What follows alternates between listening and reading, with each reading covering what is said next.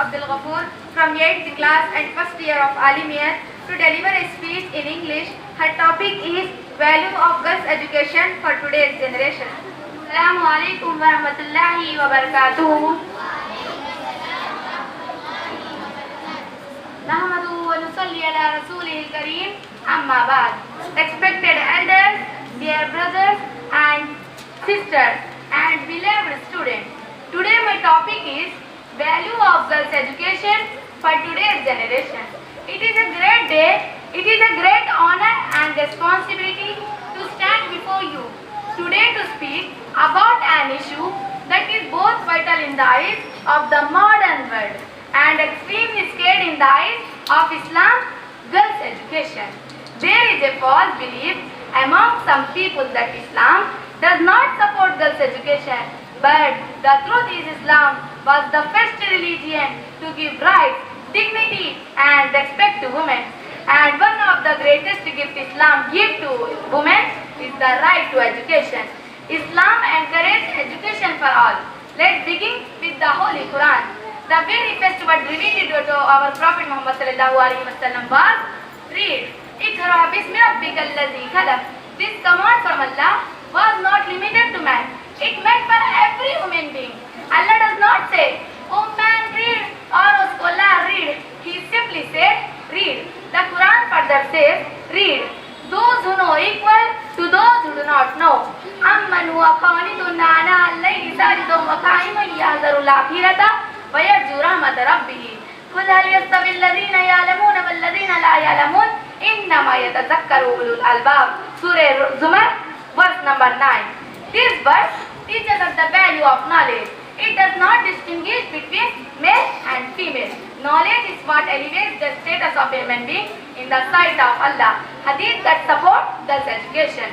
Our beloved Prophet Muhammad said, "Seeking knowledge is an obligation upon every Muslim." Sunan Ibn Majah, Hadith number 224. Please pay attention. The Prophet Muhammad said, "Every Muslim," not just to say every Muslim man. This includes girls, women and mothers. He also said, "Whoever brings up two daughters and treats them well, there will be a protection for him from the hellfire."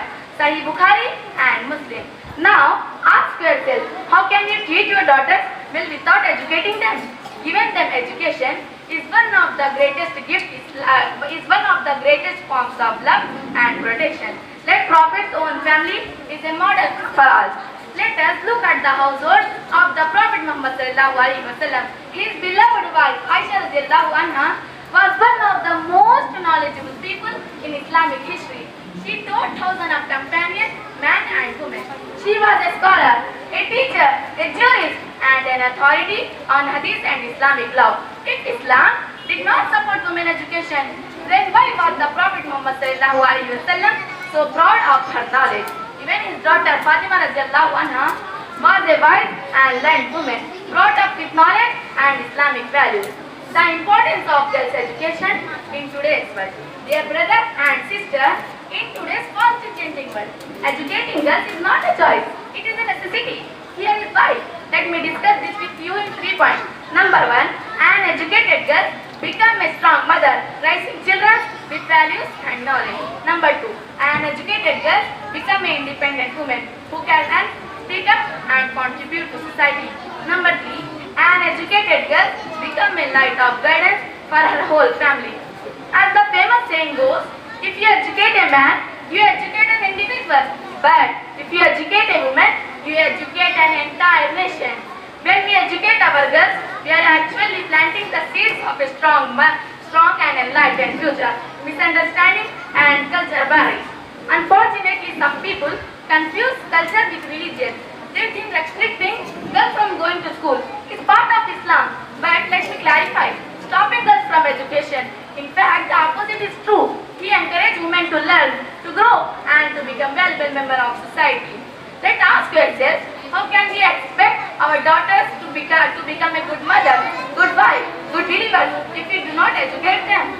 Conclusion, our duty today, dear parents, teachers and community members, it is our Islamic responsibility to provide equal and quality education to our daughters. Just as what we do for our sons.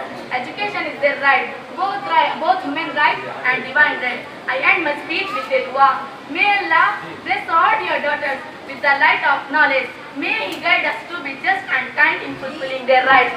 May our girls grow into leaders, scholars, and shining example of the ummah. Ameen, summa ameen. Jazakallahu khairukum for listening. Assalamu alaikum wa rahmatullahi wa barakatuh.